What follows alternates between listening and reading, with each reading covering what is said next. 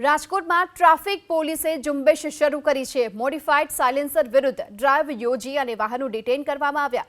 જો કે ગુજરાતમાં પહેલીવાર બુલેટના સાયલેન્સર પર રોડ રોલર ફેરવી દેવામાં આવ્યું છે। છેલ્લા 10 દિવસમાં જ 350થી પણ વધુ વાહનોને ડિટેન કરવામાં આવ્યા।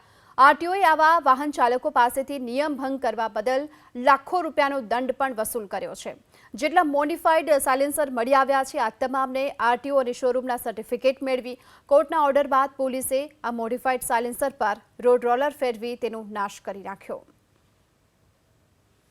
રિપીટેડ જે વસ્તુ હોય છે એનાથી વિરુદ્ધ જઈ અને અલગ પ્રકારની વસ્તુઓ લગાવવામાં આવે છે। એટલે એનો મતલબ કે અલગ પ્રકારની એસેસરીઝ લગાવવામાં આવે છે। આ એસેસરીઝ એવી હોય છે કે જે જાહેર જનતાને પણ નુકસાન પહોંચાડતી હોય છે અને ટ્રાફિકના નિયમોનું પણ ઉલ્લંઘન કરતી હોય છે અને મોટર વ્હીકલ એક્ટનું ઉલ્લંઘન કરી અને વાહન ચલાવતા હોય છે। તો આવા રાહદારીઓના વાહન પકડીને ડિટેન કરવામાં આવેલા છે અને જે પણ વધારાની ઇલીગલ એસેસરીઝ લગાવેલી છે એની ઉપર દંડનીય કાર્યવાહી કરી અને એ એસેસરીઝનો નાશ કરવામાં આવે છે।